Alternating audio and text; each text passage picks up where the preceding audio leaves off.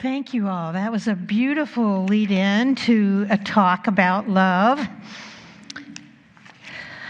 So, since we're celebrating love today, and the love we're talking about is something way different than just the emotions we have of falling in love and falling out of love and loving chocolate and all those kinds of things. It's the principle, it's the power of love that we're talking about. But I do want to invite us to feel our way into it. So think of a moment when love filled your consciousness. And breathe it in. Just be in the beingness of love for a moment.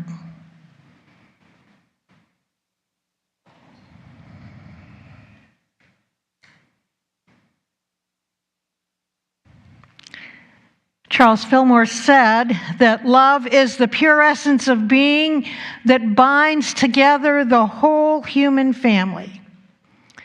And Unity teaches us that Christmas symbolizes the birth of divine awareness, of the Christ consciousness within each person, rooted in God's universal love.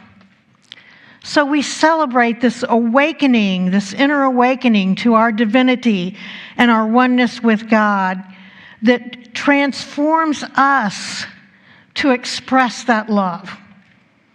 And the thing about love, I guess it's my favorite thing, is that it's not simply an individual experience. It's expansive, and it connects us with others. We say it often here, there is only one of us here. That this divine mind, this divine love that has created all of humanity, all of the universe, there's no separation. So we're each learning how to express that love in each moment. We forget and we go down the ego rabbit hole, and then we remember, and then we return back to our consciousness of love. I'm so fond of the text from the Gospel of John 1, 4 through 5. In him was life, and that life was the light of all humankind. The light shines in the darkness, and the darkness has not overcome it. This light, this love is the truth of each one of us. So we read of a baby boy born in a stable in Bethlehem, a very humble birth, who had to leave there, be taken by his family to Egypt to save his life. Well, I want to tell you another Christmas story, because every story of a human on this earth is a story of a spiritual, divine human, right? And this is a story of a girl, one of 12 children born to a nomadic family in the Somalian desert in 1965. Same story, different cultures, different ages, different sexes, but love flowing so powerfully in a divine story, even as it flowed in the story of our way shower, the Christ. So her family herded goats across some of the harshest landscape on earth. By age 6, Waris Deary was responsible for 60 goats and sheep. She walked them into the desert each day to graze. Water was scarce, food was scarce, everything was about survival. Her name means desert flower, Waris. At 5 years old, an old woman came for her. She used a broken, bloodied razor blade. No anesthesia, no sterilization. Waris was blindfolded, given a tree root to bite down on, held down by her mother while her aunt helped restrain her. Then the cutting began. Female genital mutilation, the most extreme form, everything removed and stitched shut with acacia thorns and white thread, leaving an opening the size of a matchstick. The The pain was indescribable. One of her sisters died from complications, so did two of her cousins, but Waris survived. Her mother explained it had to happen in the name of Allah, in the name of tradition. All girls must endure it. In Somalia, an estimated 98% of women undergo this. At 13, her father made an announcement for her marriage to a 60-year-old man, and the deal was 5 camels. Waris's mother quietly helped her daughter escape in the night. She fled alone across the desert. A 13-year-old girl walking through one of the most dangerous landscapes on earth with no map, no money, no protection. She made it to Mogadishu, where an uncle agreed to take her to London as his maid for no pay. She was illiterate. She spoke no English. Her uncle returned to Somalia in 1985, but Waris stayed illegally. She rented a room at the YMCA. She found work cleaning at McDonald's. She took English classes in the evening. She was 18 years old, alone in a foreign city, learning to read and write for the first time. Then, one day in 1987, one of the most famous fashion photographers walked into that McDonald's, and he saw her striking beauty, her unique presence, and he asked if she would model. She said yes. That year, he photographed her. Overnight, everything changed. Waris went from scrubbing floors to walking runways in Paris, Milan, London, and New York. She graced the fashion covers. Then in 1987, she played a Bond girl in a movie. She was living the dream, but the nightmare never left her. Every day, she carried the physical and emotional scars of what had been done to her at 5 years old. She suffered chronic pain. She struggled with intimacy, endured the lifelong consequences of FGM. For years, she said nothing. Then, because of her fame, she was pursued by journalists, and she told one journalist she would give her the story of her life, of the journalist's life. And so she spoke into a tape recorder and told the world what had happened to her, what happened to millions of girls like her, what continued to happen every single day. Female genital mutilation. It triggered a worldwide response. For the first time, FGM had a face, a name, a voice. That same year, 1997, the UN Secretary General appointed her in the UN Special Ambassador for elimination of this practice. She retired from modeling at 32. At the peak of her career, when she could have kept the glamorous life going, she walked away because she knew she had a bigger mission. She traveled the world on behalf of the United Nations. She gave hundreds of interviews, spoke at international conferences. She was the survivor who refused to stay silent. In 1998, she published her autobiography named Desert Flower. It became an international bestseller, selling over 11 million copies worldwide in more than 50 languages. People finally understood what this practice really was, not a harmless cultural tradition, but a brutal violation of human rights. In 2001, she founded the Desert Dawn Foundation to raise money for schools and clinics in Somalia. In 2002, she founded the Desert Flower Foundation in Vienna, an organization dedicated to eradicating FGM worldwide. She opened the first holistic medical centers for victims in Berlin, Stockholm, Paris, and Amsterdam. She wrote more books. Her life story was made into a film. The film won the Bavarian Film Award for Best Movie. It was shown in over 20 countries. But Warris's greatest victory wasn't awards or bestsellers. It was change. Real, remarkable change. When she started speaking out in 1997, more than 130 million girls and women had undergone this. The World Health Organization estimated that 8,000 girls faced it every single day. Many people didn't even know it existed. But today, thanks to Warris and countless activists like her, it is recognized globally as a human rights violation. A British medical journal study found that in East Africa, the rate of this in girls under 14 dropped from 71% in 95 to 8% in 2017. And there's lots of statistics for other countries too. So in 2003, countries ratified a protocol which promoted the eradication of this.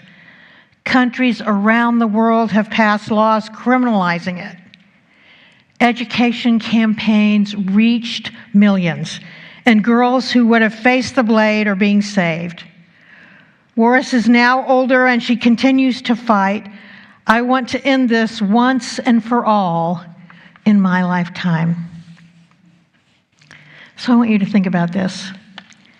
From a 5-year-old girl held down by a mother while an old woman cut her with a dirty blade, to a 13-year-old fleeing marriage across the desert alone, to cleaning floors, to one of the world's most famous supermodels, to the woman who broke the silence on one of humanity's most brutal practices, Warris didn't just survive. She transformed her pain into purpose, her trauma into a global movement, her silence into a voice that reached millions. Every girl saved is a testimony to her courage. Every law passed against it carries her story. Every survivor who finds help at Desert Flower Center walks in her footsteps. She was born a desert flower in the harshest conditions imaginable. Not only did she survive, she bloomed. And she made sure millions of other girls would get the chance to bloom too, not as victims, but as the powerful, whole, unbroken women they were always meant to be. What a fabulous example of being love with a deep purpose. So that's what we celebrate at Christmas, this birthing within individuals of the awareness of the oneness with this love, and then the impact that has within our minds, and then in our thoughts, and then in our actions. This ongoing birthing of love, of sharing our time, our talents, and our treasure is the power of the Christmas story. It's not a one-day-a-year story. Every single day, love flows from us to the world in the way we are uniquely called to do it. Most of us will never know the impact our love makes, yet we can be sure that the currency of abundant, that is, love is the currency of abundant life. Every bit of love energy we send out is shaping our world. It is bringing light. Each of us are the light bearers. What was born in the story in the manger in Bethlehem was this amazing expression of light and love that had the power to change lives. I celebrate the very beautiful expression of Christ that you are. I behold the love you are. And so it is.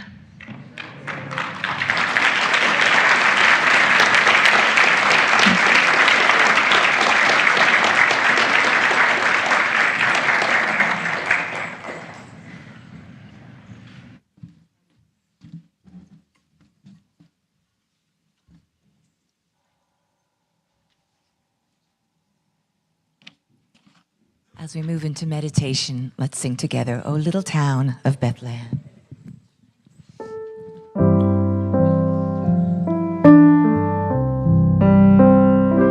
O little town of Bethlehem, how still we see thee lie above thy deep and dreamless sleep. The silent stars go by, yet in thy dark street shine the everlasting light. The hopes and fears of all the years are met in thee tonight. For Christ is born of Mary and gathered all above. While mortals sleep, the angels keep their watch of wandering love. All morning stars together proclaim the holy birth, and praises sing to God the King, and peace to men on earth. O holy child of Bethlehem, descend to us, we pray. Cast out our sin and enter in. Be born in us today. We hear these angels, the great glad tidings when. Oh, come to us, abide with us, oh Lord Emmanuel.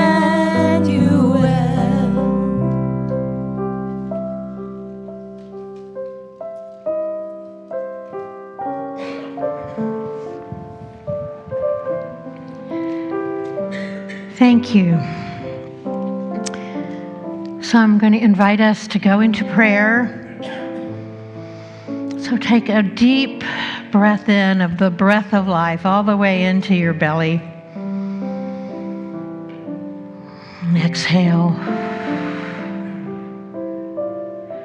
And relax those shoulders. Connect again to the source of love that is within you.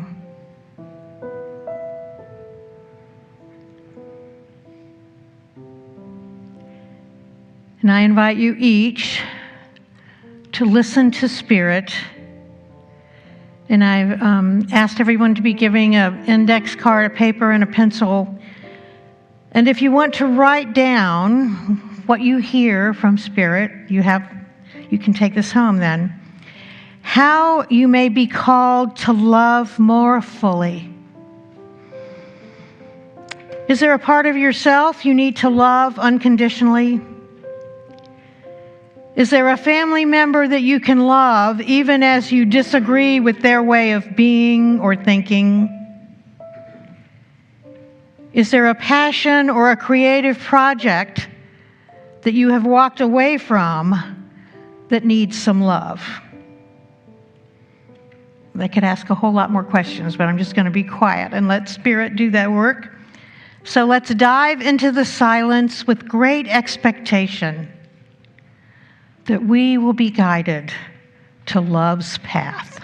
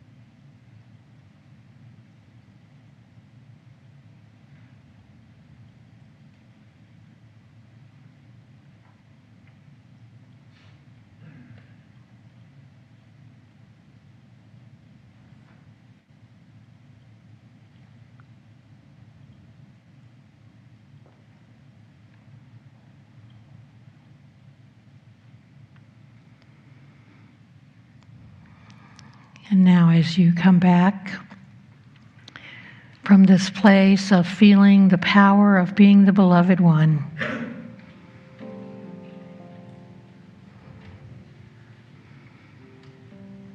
take a breath. We say thank you for the wisdom we were given. We say thank you for this inner GPS that dwells within each one of us. This infinite well of love, of wisdom, of power.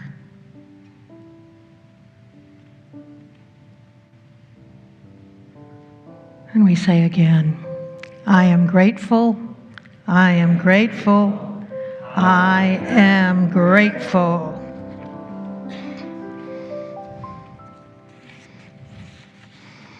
So we're going to slide into our time of communion.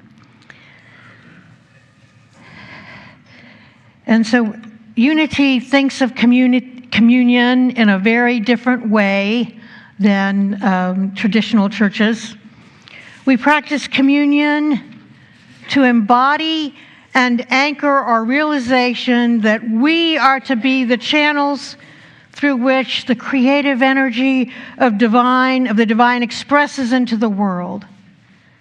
We are invited to experience deep, intimate fellowship with the indwelling divine, like a secret, sacred conversation.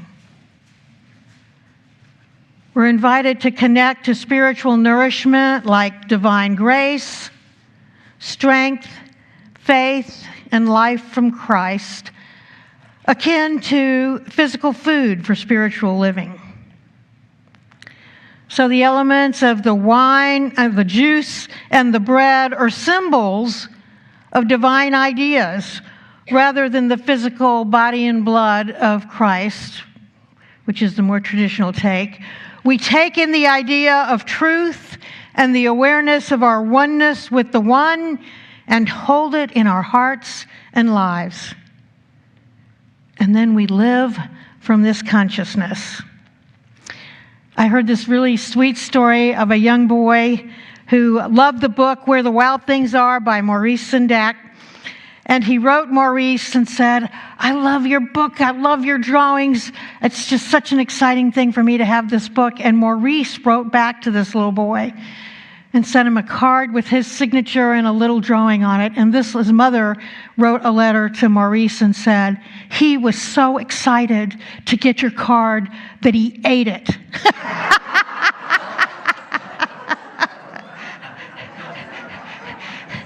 So that which is the most meaningful to us, we want to take it into our bodies, right? So this is the expression of what we're doing today.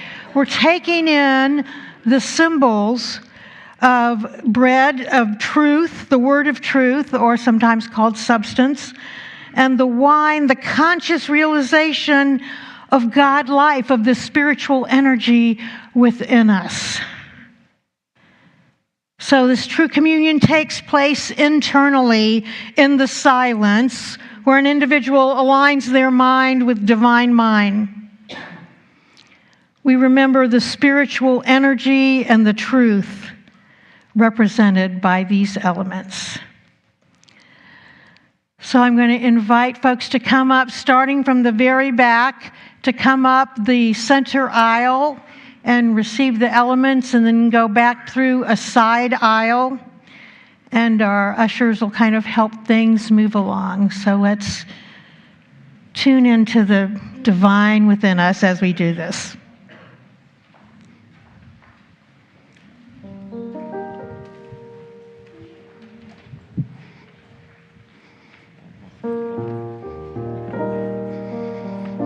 I'm going to take some.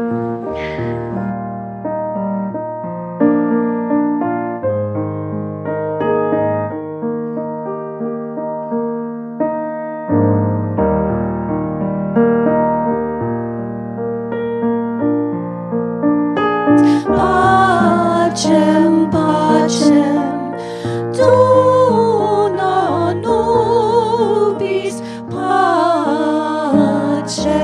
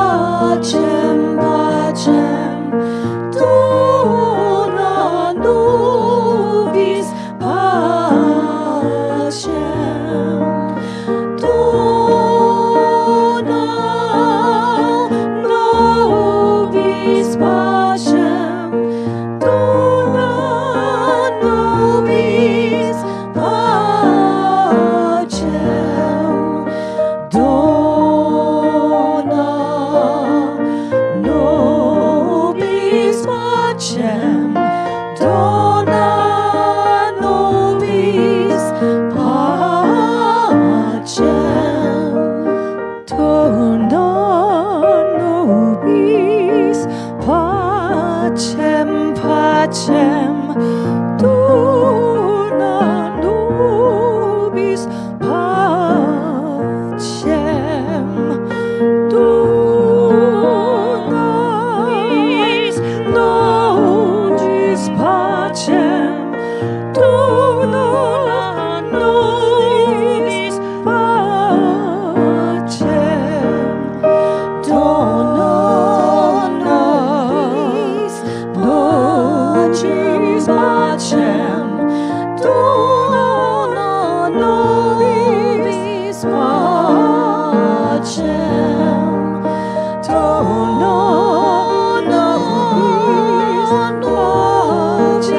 pacem, dona nobis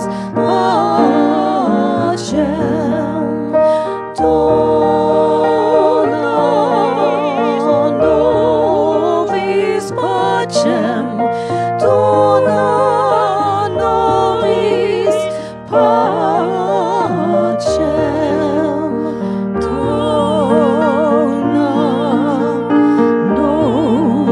nobis pacem, dona nobis pacem, dona nobis pacem, dona nobis pacem,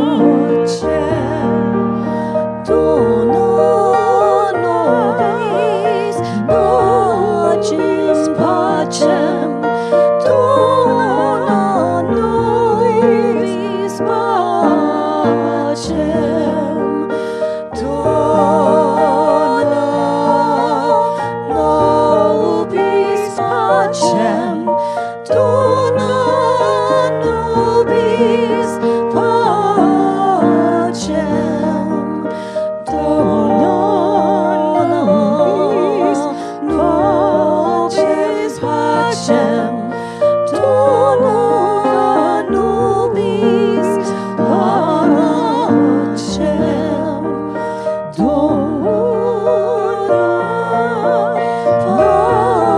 nobis pacem, dona nobis pacem, dona nobis pacem, dona nobis pacem,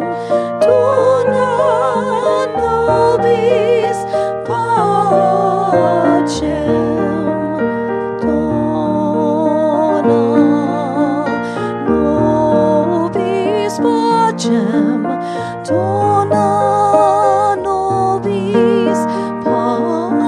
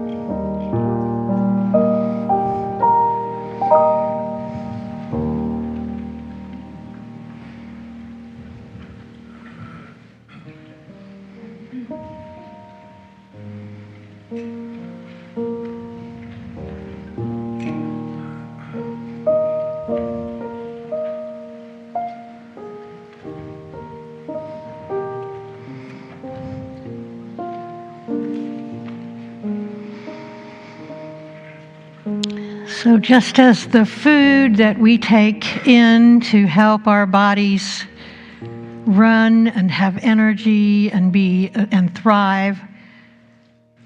So we take in a more mystical way, the truths that matter so deeply. That we live and move and have our being in love. That love is the true essence of who we are. And that this powerful life lives and dwells within us. And its purpose is to expand and be shared with the whole world. And so it is. So now we have our ushers ready to come forward with the offering baskets.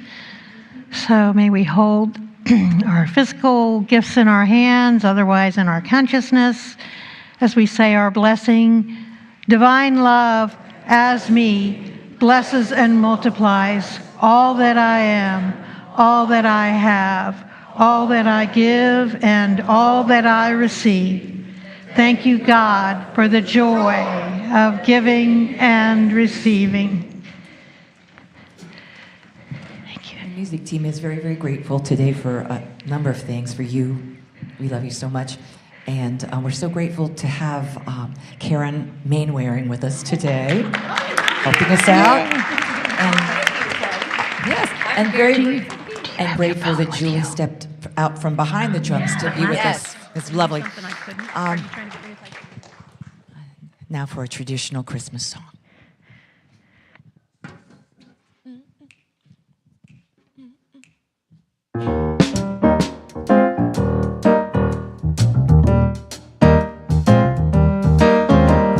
Jesus, Jesus, oh, what a wonderful time. Jesus, Jesus, so lonely, meek and mild.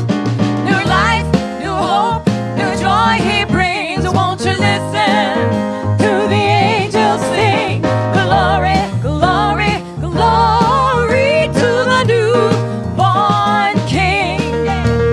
Jesus, Jesus, Jesus, Jesus, oh, what a wonderful child. Oh, Jesus, Jesus, Jesus, Jesus, so lowly, meek and mild. New life, new hope, new joy He brings. Won't you listen to the angels sing? Glory, glory, glory, glory to the newborn King. Sing it, girl. He was heralded by the angels, born a lowly manger. The Virgin Mary was His mother. The Joseph was His earthly father. 3 wise men came from afar. They were guided by that shining star to see King Jesus. Were they from a manger filled with hay? Oh, Jesus, Jesus, Jesus, oh, Jesus, oh, what a wonderful child. Jesus, Jesus, Jesus, Jesus, so lonely, meek and mild.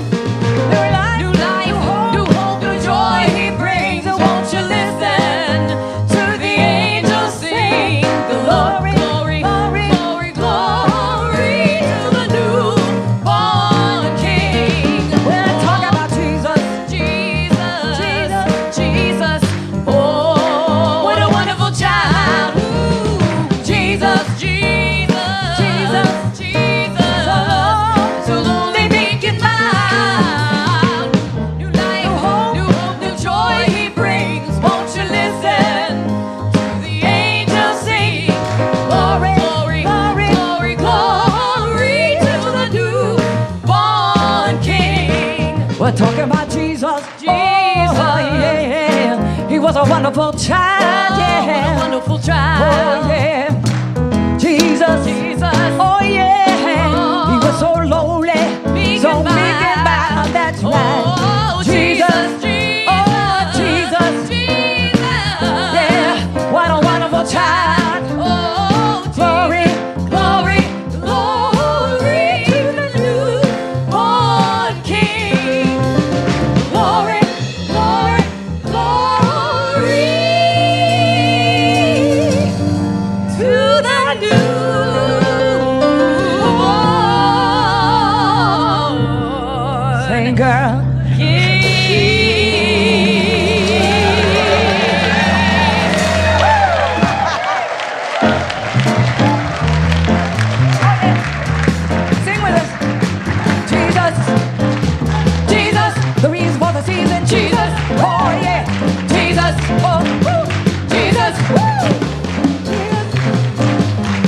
Woo,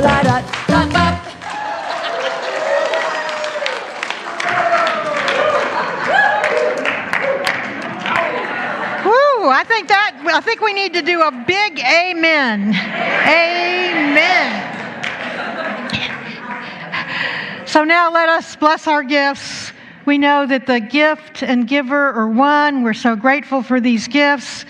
And we send these and all the food that's in the hallway, all the love in our hearts out into the world to expand the love and joy consciousness in our community in Richmond and around the world. Yes, yes, yes. And so it is. And I'd like to ask our chaplains to stand up. Our little purple ribboned folks that are so wonderful to sit and hold sacred space with you after the service. Please see any one of those or visit the prayer box also. And let's see, what's next? We want to thank those who've helped us today. So we had people greeting at the door. We have Safari and Marcy. We have our wonderful fellowship committee. We have Dan and Jody in the back and our incredible music team and Karen as our guests. And we had Jim helping and Stephanie helping. So we'll bless all those with our children when they come in.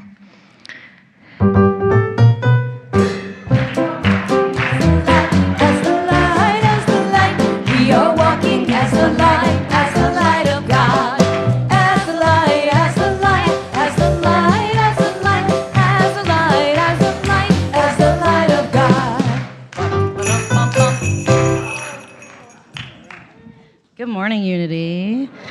Merry Christmas. How are we all doing? Good. I'm learning how to use this, apparently. We've had a wonderful day. Not too many kids. We did the story of Jesus and his birth, and then we also made angels for angel tree toppers and ornaments as well, and those are sitting out on the table, so parents, you can just pick them up off the table as you go. I've had Kristen, our nursery teacher today. Thank you so much for her help. And speaking of teachers in front of this full room, we could definitely use some more volunteers. If anybody's interested, please let me or Janet know. And I know that there was an announcement last week about me leaving. I'm not going anywhere.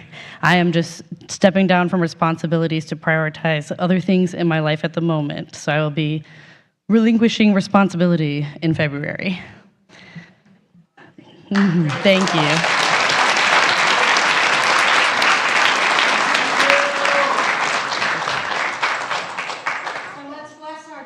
And all these other folks we've mentioned.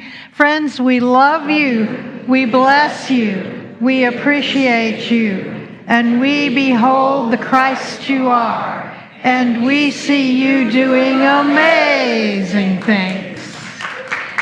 And let's stand for the prayer for protection. The light of God surrounds us.